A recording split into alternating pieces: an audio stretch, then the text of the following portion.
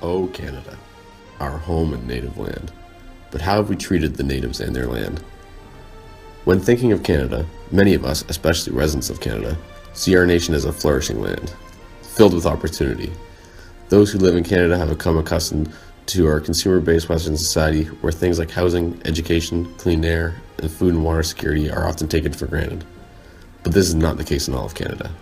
It's hard to believe that as of 2016, a country with as much fresh water and lakes as Canada has 134 water systems under water advisories. 90 of these advisories are in Ontario alone, and 85 of them are in First Nations communities. This 85 out of 134 is heavily disproportionate. This causes many to see the water crisis as just another factor in a racial issue that the Canadian government has ignored until recently. But this is in no way a recent issue. Healthy water concerns have been a problem First Nations communities have faced for a long time. Some communities have lived under water advisories for around 20 years, such as Neskataga and Shoal Lake 40 First Nations.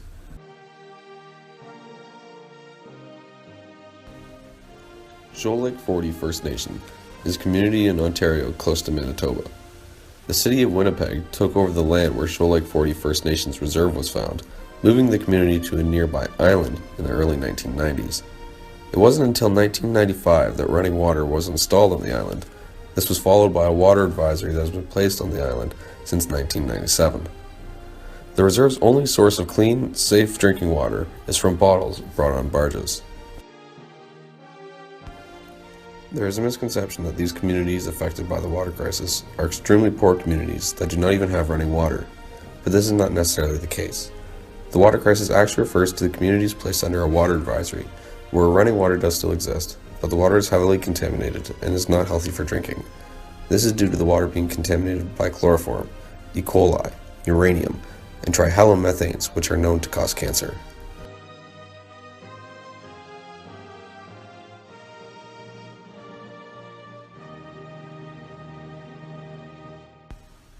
This contamination is largely the fault of water pollution, caused by the dumping of chemicals and waste into lakes and rivers that funnel into these communities.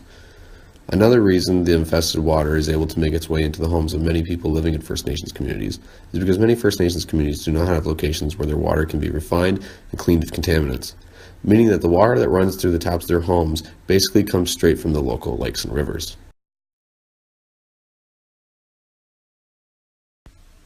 This contamination causes the people of these communities to not be able to drink the water that flows from their taps.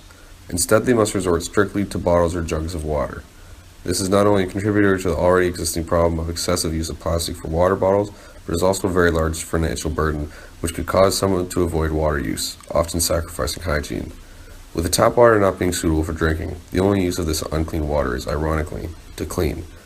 The water is used to clean dishes and clothing, though is not always the best resource for cleaning one's self. Though a direct correlation has not been made at this point, many households living under water advisories have problems involving skin irritations, such as infections or eczema. Though this issue has not gained much public attention until recently, it is not an issue that has gone totally unacknowledged by the Canadian government. The Government of Canada has looked into the matter and invested money into the issue as far back as the 1970s.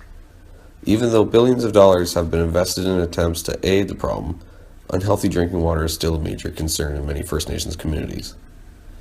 All of this causes many Indigenous Canadians to ask, when Canada?